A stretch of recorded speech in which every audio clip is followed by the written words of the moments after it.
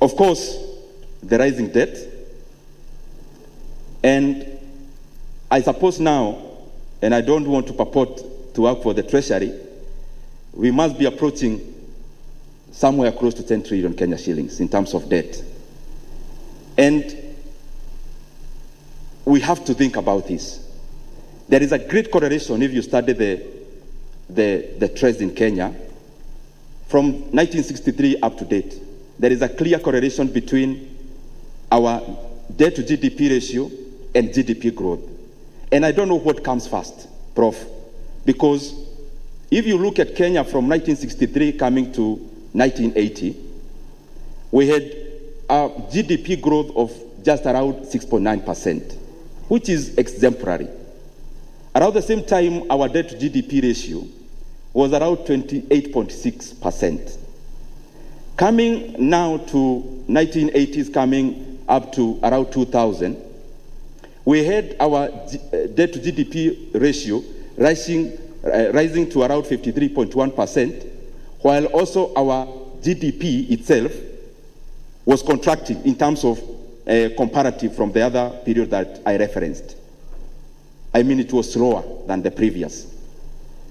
From 2002, coming to 2012, again we had a lower GDP, debt to GDP ratio, coming all the way to around 34% in June of 2022, at a period when we also had a rising GDP.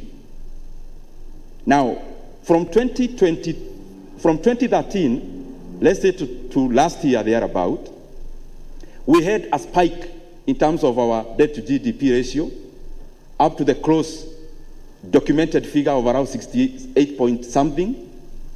And I believe it could be higher because it's a matter of the other side of GDP. And around the same time, we had GDP growth again falling up to lows of below 3% in some period within that time. So we have a challenge in terms of debt is concerned. And we have to bite the bullet as Kenyans. And I'm not saying that debt is entirely bad.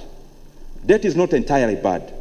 Even the other time you were here, we talked about it because it is a perpetual challenge that we have to face, and especially in the macro sense.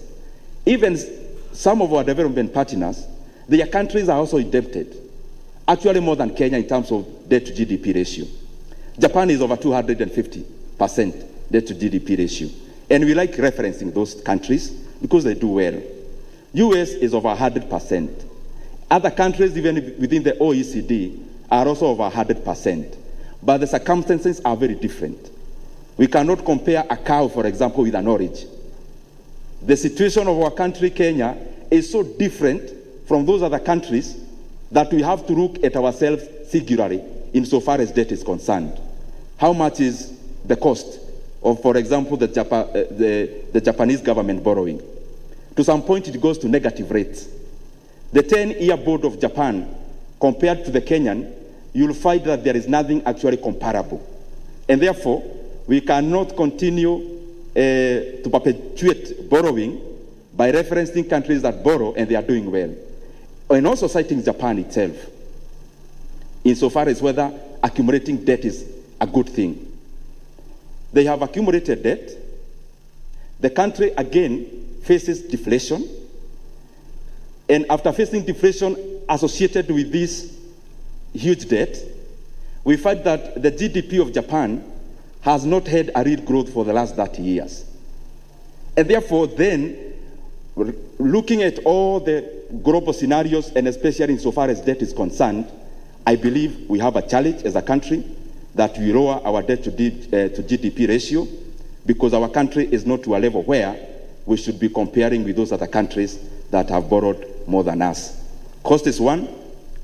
The other thing is, of course, currency.